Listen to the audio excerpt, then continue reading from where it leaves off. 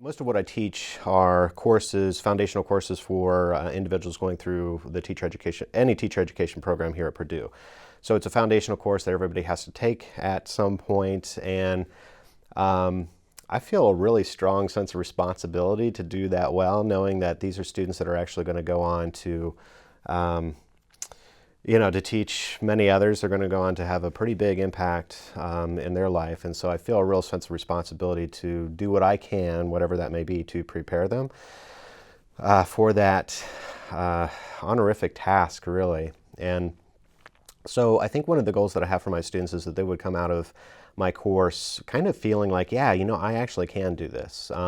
So if students come into my course maybe thinking that because classrooms are really dynamic places, they're unpredictable because there are 30 students behaving in 30 different ways. And so I think that can be a little daunting to those going into that field. So I'd really like for my students to come through my course kind of feeling like, that's not a threat that I should feel like I need to avoid, but that's a challenge to master and to take up. One of the things is to redesign the class to make it more engaging.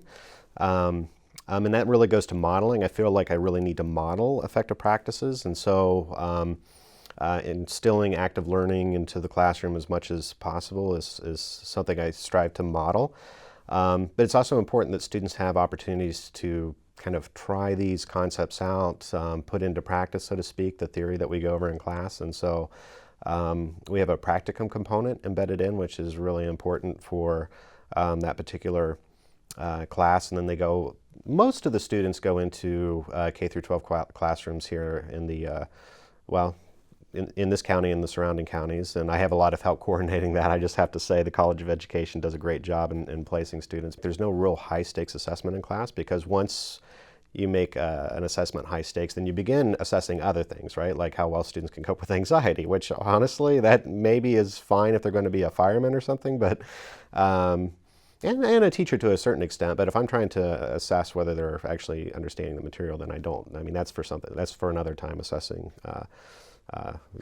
coping with anxiety under high stress situations. So that's one small thing I do. And I think it also is important for me to challenge their any misconceptions maybe they bring to the classroom. And in education, one of the biggest misconceptions I find that my students bring into the classroom is we need to cater to everybody's learning style. And there really isn't theoretical support or empirical support for that. So, and it's a pretty strong belief. I mean, most people do believe that, even outside of education. And so we do activities in class to try to challenge that conception. And so one of those activities is we do a couple of little memorization activities, and one of which is they have to memorize like a list of words, just kind of random words like pony, tulip, and then they have another list where they actually have action words that they actually have to do. One word is like, say, blink, and then they blink. Another one's gargle, so they gargle in class, which is hard to go on to the next word after that because everybody's laughing.